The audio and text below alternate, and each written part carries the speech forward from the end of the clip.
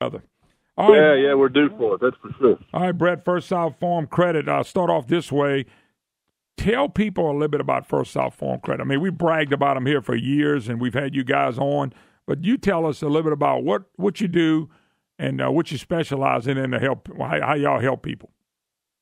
Yeah, I mean, we try to specialize in doing some land financing for people, regardless of what they're looking for it for, whether it be farmland, timberland, some recreational land, just any kind of need somebody has for land in general. We're here to provide, A, the financing for it, and B, any advice we can give them to help them make the right decision. Yeah, no doubt about it. Now, when you say you help them with land, I know that this is people that really want to buy land. They want to get out. It could be to farm it. It could be to hunt, fish, whatever. It could be a lot of land, not a whole lot of land, but you deal with all type of customers, I take it. We do. We deal with, businessmen, women, farmers, just anybody. Some people want to buy land as an investment. Some people want to buy some timber. Some people want to buy a place, just build a little home. We do all that. We point them in the right direction of how to find it. Let them know what they may be looking at as far as the value of the land. Get them in the right direction so they can make the right decision and kind of walk them through the whole process. Yeah, it's about to say, by the way, we're talking to Brett Munson, First South Farm Credit. Yeah, Brett, y'all can take them from start to finish. And the thing about it is y'all can help them finance it as well. That's right. We can get them from A to Z, as I like to say.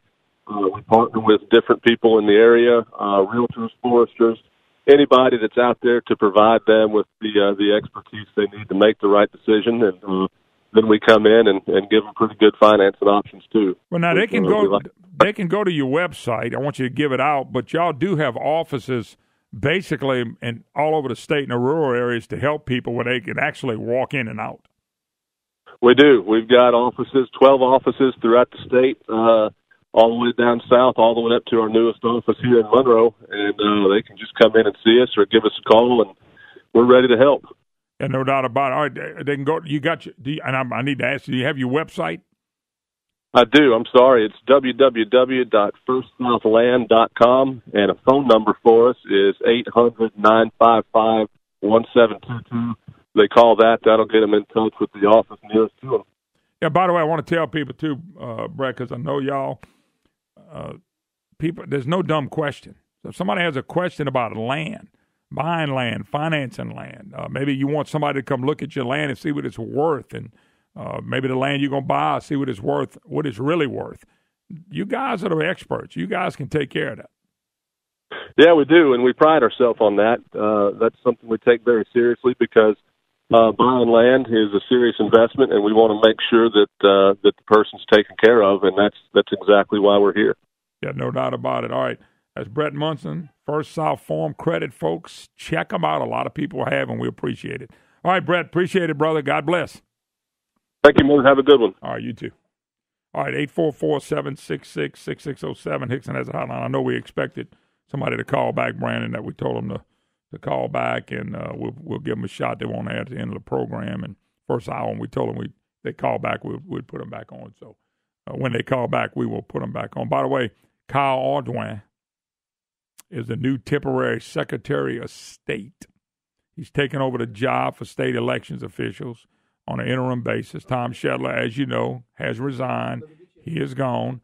Mr. Audouin was the first assistant to Shedler. He will work the job until special elections held in the fall. New Secretary of State is chosen to fill the remainder of the term that ends January 2020. So he will fill out, now, according to this, Brandon, and if I'm reading this wrong, Audouin has been Shedler's first assistant to work the job until the special elections held this fall, and the new Secretary of State is chosen to fill the remainder of the term that ends in January 2020. So that's what happens. We will have a Secretary of State's race this fall. Right now, all the candidates seem to be local, regional-type candidates. And we will see if any big names come out of it. But we do have a fall election.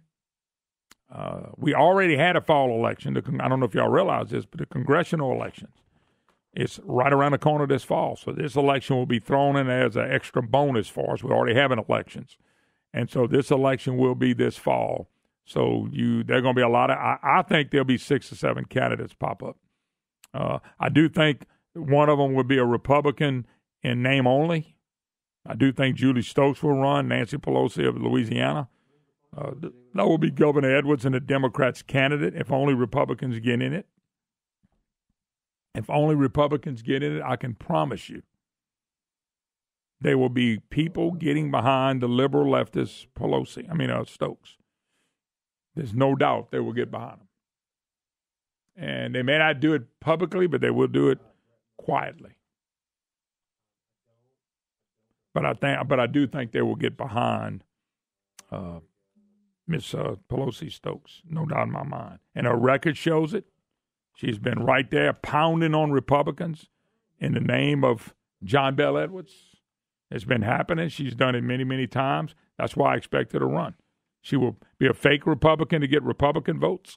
She'll be a woman to get women's votes. And then she'll be a true liberal Democrat inside to get the Democrat vote.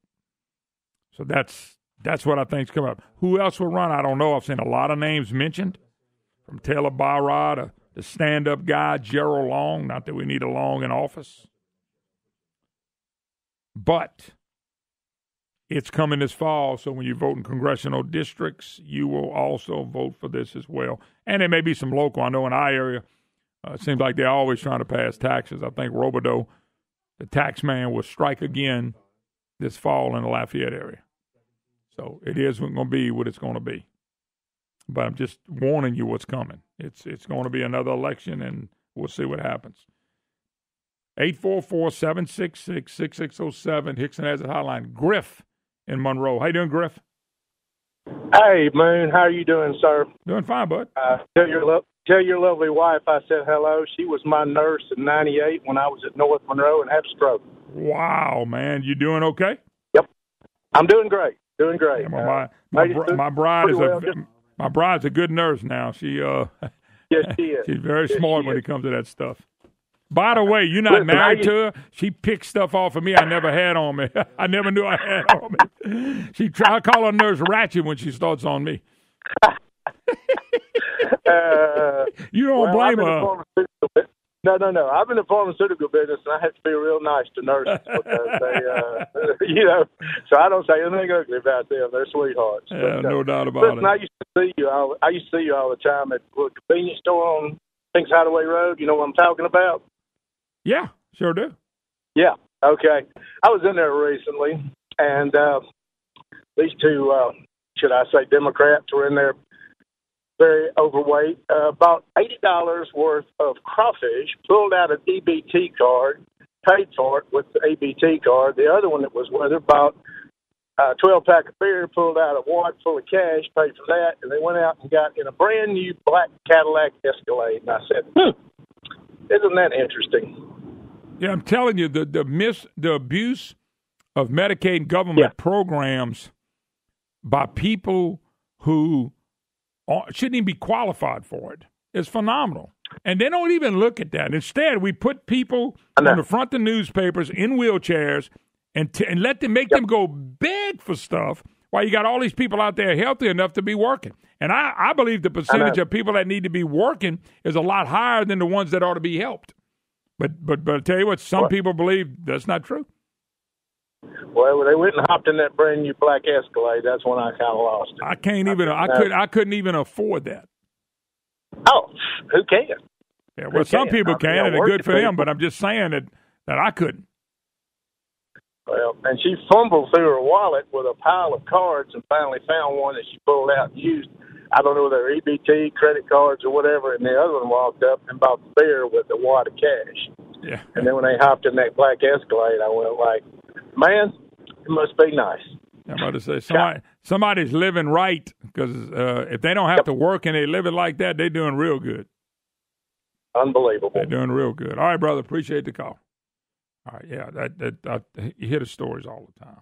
By the way, Maryland Obamacare insurer asked for a rate increase, Brandon. Guess how much? 91%. They're averaging 30 to 91% increase.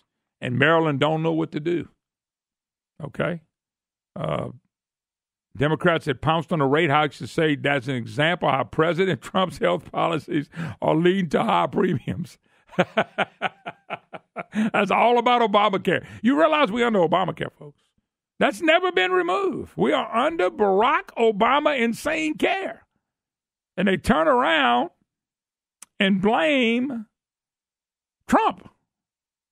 Maryland's Obamacare insurance, Care First, Blue Cross, and Blue Shield plan to raise rates for HMO plan on new law exchanges by 18% and 91% for extended networks or PPO plans.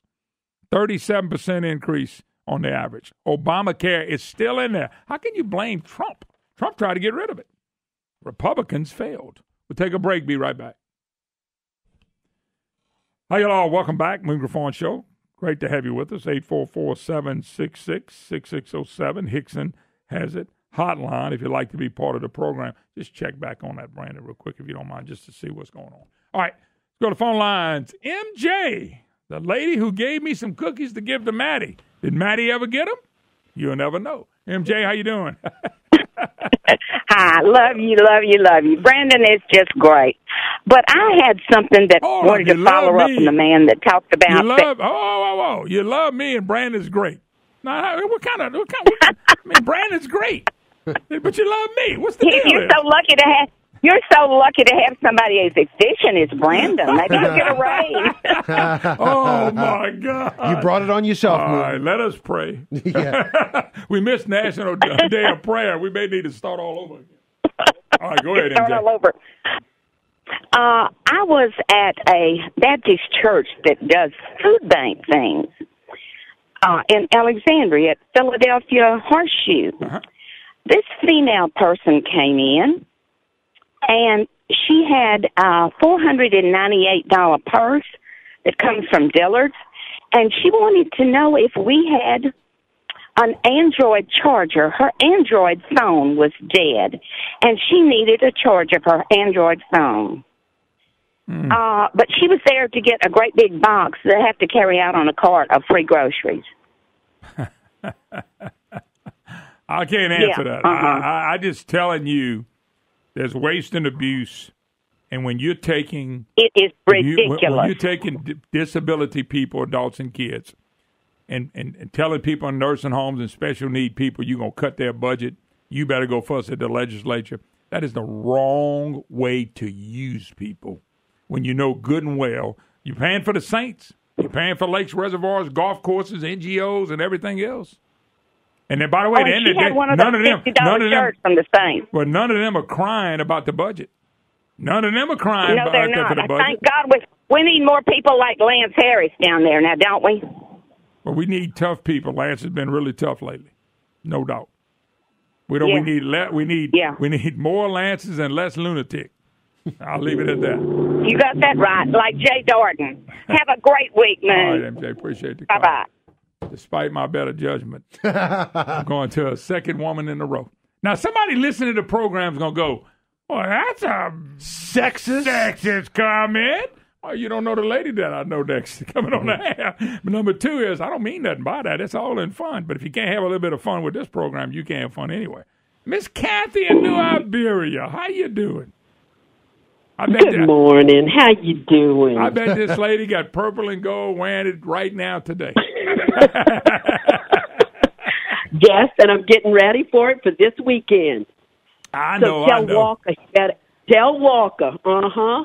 Oh, that's right. They play Alabama this weekend. Oh, yes, they do at Alex Box. Well, they should beat them 3 straight because Alabama's pretty bad. So they better beat them 3 straight. If they win 3 straight, they're on a good roll after beating Arkansas 2 out of 3.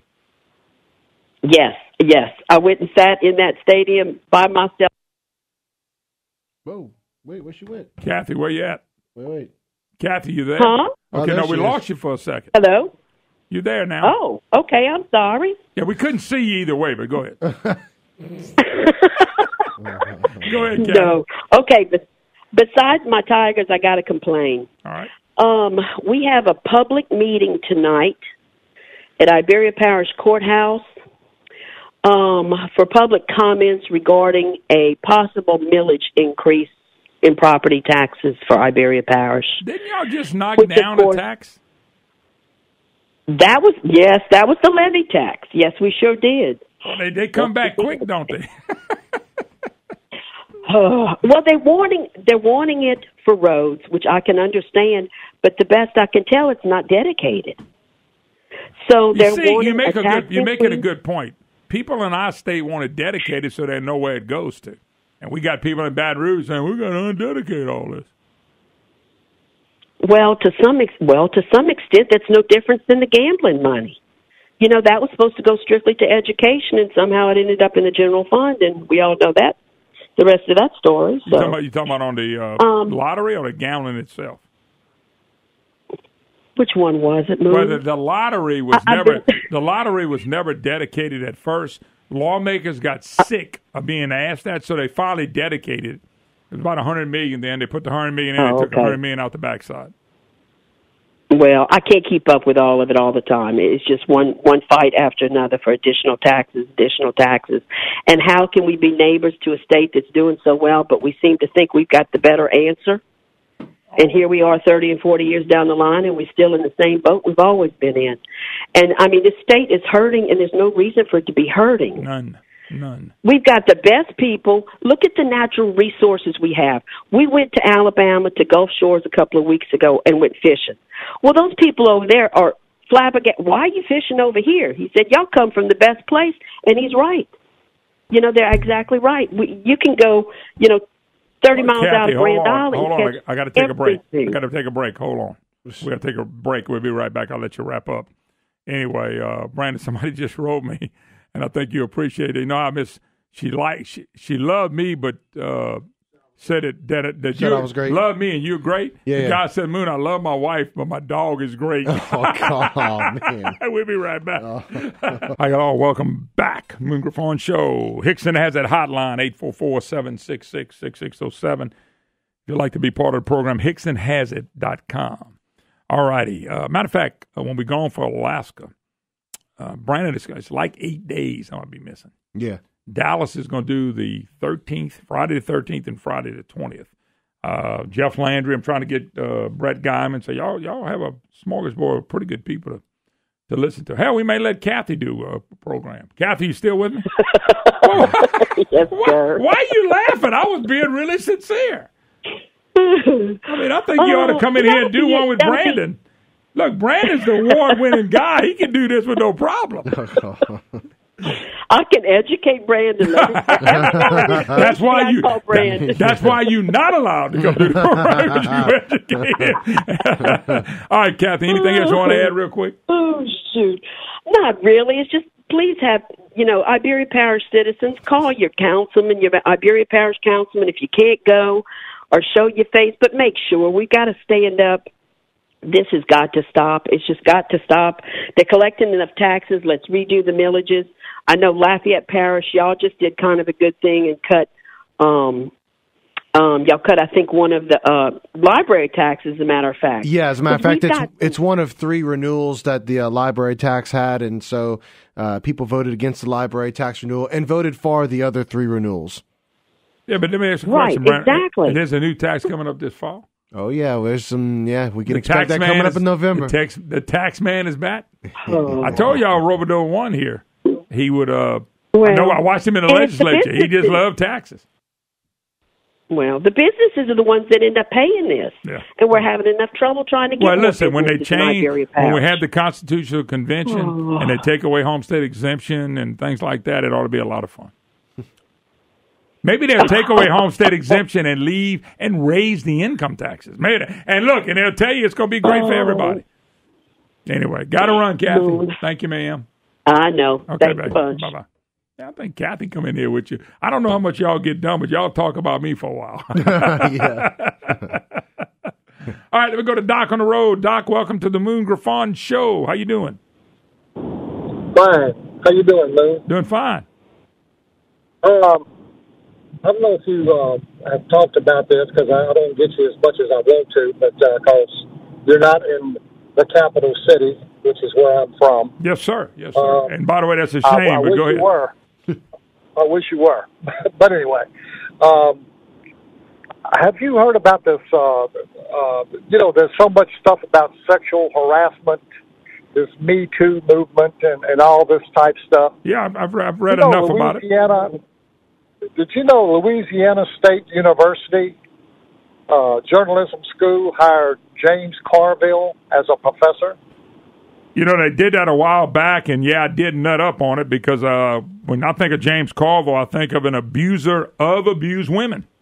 He abused women, and I've been saying that. He's celebrated. He goes speak at chamber events, and he goes speak at these events. People clap, and he's funny. And I'm telling you, he's an abuser of abused women, and we all know that, but yet they like him so much, they keep bringing him around. Oh, James is a great guy. He abused women. If it was this time, James Carville would be run out of town. And I have no respect for him anyway. He abused women. That's exactly what he did. Exactly. And I just wonder, had he been a Republican, do you think he would have gotten the same acknowledgement? No, sir. They would have burned him back then, but they would be burning him now. They're saying, well, you defended the president. You were a Republican. That's what they would be doing. But James is a Democrat. He's a leftist. He's an old serpent head. I mean, that guy right there should never be praised how he abused women. These women that were abused with Bill Clinton, he abused them. You know, just grab a $50 and run through the trailer park. You never know which $100 bill, whatever he said, and go through the trailer park. You never know what you're going to bring. I mean, that's abusive to abused women. But James Carville said it, but he's from Louisiana. He went to LSU, and everybody loves old James. Well, old James abused women, and that's what he did, and it's embarrassing for as I'm concerned. Yeah. Well, real quick, one other thing about old James is I hope nothing happens to him, because as long as he's alive, I am not the ugliest man on the face of the earth. That's why I told you I'd call him old serpent head. Yeah, he make me look good, too, and that's hard to do. 844-766-6607. Hickson has a hotline if you'd like to be part of the program. Harris bill, this Harris deal, the thing popped up with Harris being sold to somebody else, and they didn't tell the people when they voted on it. Now, Brandon, there's another part of the Harris that's a problem. The full state legislature would lose its authority to renew Harris' operating license in the future under a little notice provision and controversial measure pending before a Senate Legislative Committee. House Bill 553, Harris asking the state legislature to approve a 30-year extension of its state license. 30 years, which currently expires in 2024. But limit the authority of future approvals to only the Joint Legislative Committee on the Budget. Louisiana Gaming Control Board would also have to approve a future extension the same as today. So anyway, they hadn't had the hearing yet. This thing has been postponed. It's amazing. Every time we get around gambling, it becomes controversial. Why is that, I wonder? I'm just asking a question. Why every time we get around gambling, it becomes controversial?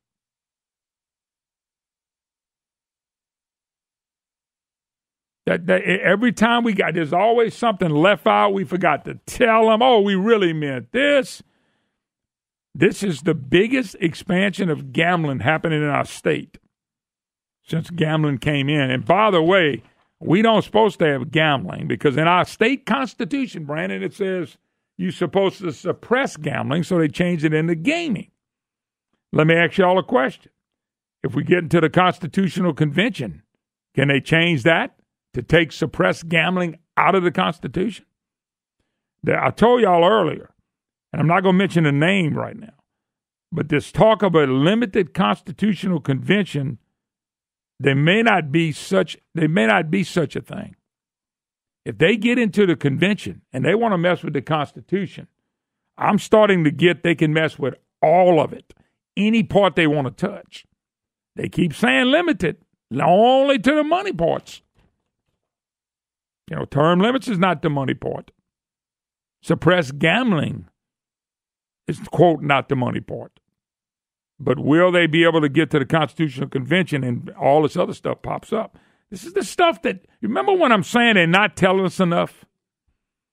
Why don't the people who want it come forward with what they want to accomplish? In other words, let me go back. Let me give you an example. I read it earlier, and if you'll give me a second, I'll try to find it. It was one of the first things I talked about today. Here it is. Economic development executives want to rewrite the state constitution. The name of the group is the Regional Economic Alliance of Louisiana. Okay? And what did they say they wanted to do? They want to get our economy on track. Well, to get our economy on track, what do y'all think needs to be done to get there? That's the part they're not explaining to us. I think it's important that they explain it to us. Let me read it to you.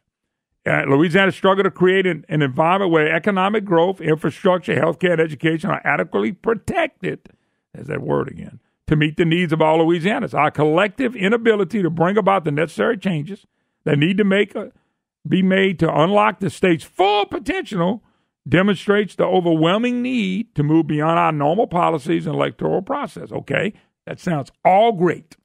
Sounded great, didn't it, Brandon? Okay, give me the details on how we're going to do this. Give me the details on how we're going to grow our economy. I want to know. Give me the details on the health care. What are we going to do different in health care? Give me the details on education. Because how many times have you seen education reform in this state? I've seen it 432 times, but I've never seen real education reform. We're still 50th. What's going to be the education reform? Is it MFP? What is the education reform that they want to see happen? What is the healthcare reform they want to see happen? What's our infrastructure? You know, they claim we have no money. Is the infrastructure going to be what? What is the reform? What do you want to see happen? And then what do you want to see for as economic growth? Don't y'all think, if you're going to have a constitutional convention, don't y'all think these people ought to come forth and tell us, what is your plan? What do you think we ought to do? Don't y'all think they ought to give us some details? I know, I'm not saying you can give 100% of every detail. But when you start making statements like this on economic growth, how are you going to do it? We don't have any economic growth right now. Under Bell Edwards, we got a negative economy. What do we do with infrastructure? All I hear is, well, we ain't passed the gas tax in 30 years. We ain't passed the gas tax in 30 years. We ain't passed the gas tax in 30 years. Okay, what are y'all going to do about infrastructure? Healthcare. We're on Obamacare. We're expanding Medicaid. And education, please show me education reform. I want somebody to show me education reform in this state, in this country, but in this state. So if you know what you're targeting, now give us a few specifics so we can all get on board on how we're going to fix it. And that's the problem. None of these people, and I love them. There's a lot of people that are for this. None of them are giving details. None of them. Once they name the people who's going to be on this committee, I can tell you how it's going to go. I can predict it almost to the penny. We'll take a break. Be right back. Hi, y'all. Welcome back. Moon Griffon Show. Great to have you with us. 844-766-6607. Hickson has a hotline. Somebody wrote this to me, Brandon. You appreciate this. I think you talked to one yesterday. I shouldn't have said that, I guess. Moon, I had a conversation with certain Democrats whose IQ is probably in the 70s when it comes to reasoning, speaking, writing, and doing simple math. But he said their IQ, when it comes to knowing how to melt the system, must have been over 200. Oh, gosh. Oh, man. Oh, it comes melts the system. Oh, my God. According to the U.S. Today article, Shreveport paper, Iowa and Wisconsin had the coldest April since records began in 1895. Record-breaking snow also accompanied the cold in many years. Somebody says, I'm sure it's just a matter of time before climate change nuts come out with an explanation of what's happening. Yeah, they blame that on climate change too now. If it's too hot, it's climate change. If it's too cold, it's climate change.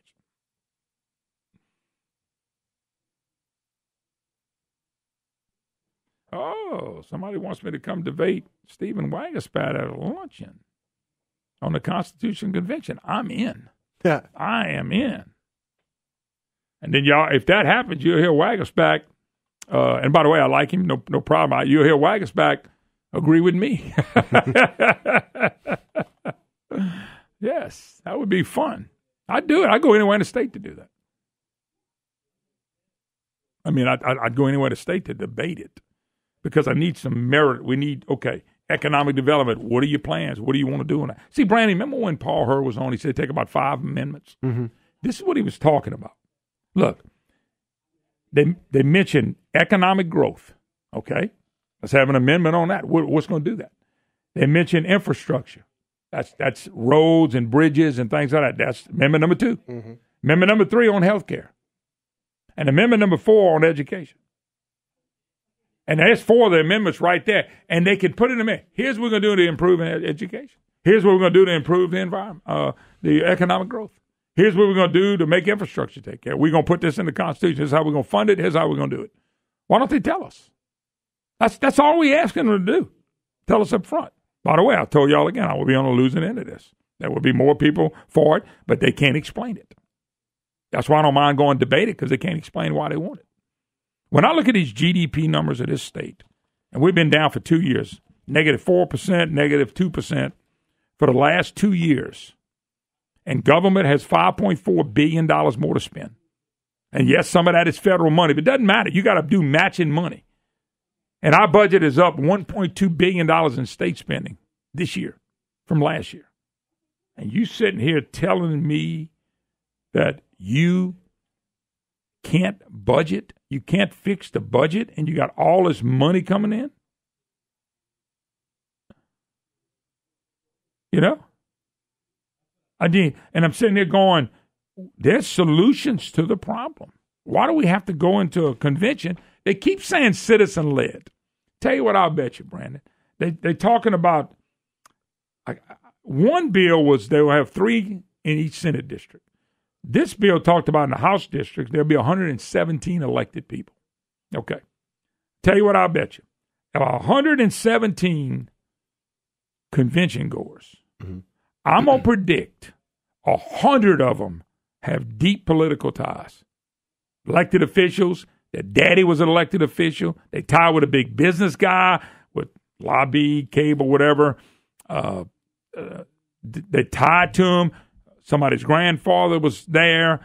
I'm going to predict if we got 117 elected positions. Now, by the way, they are elected.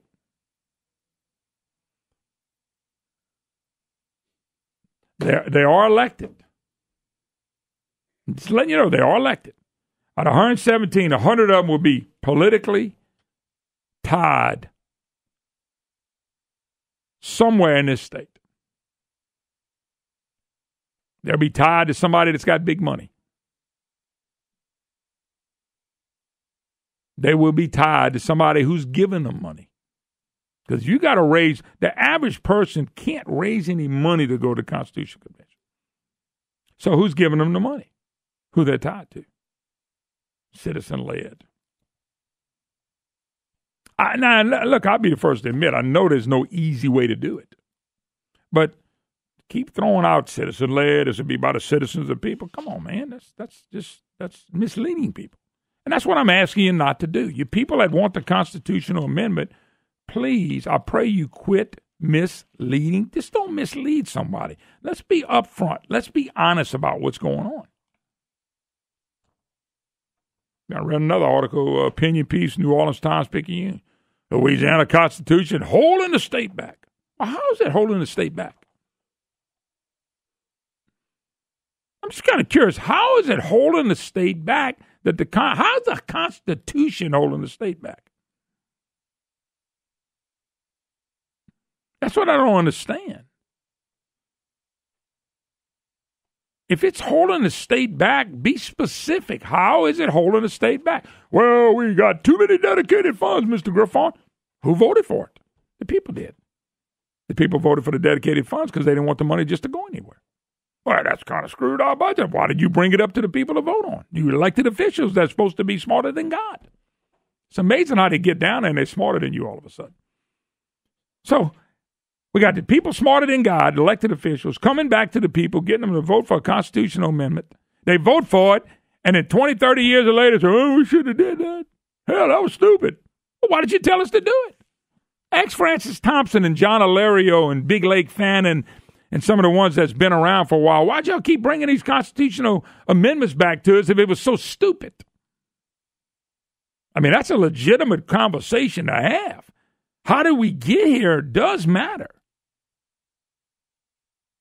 How does a constitutional convention will help our businesses to grow? It's a legitimate question. They need to be up front.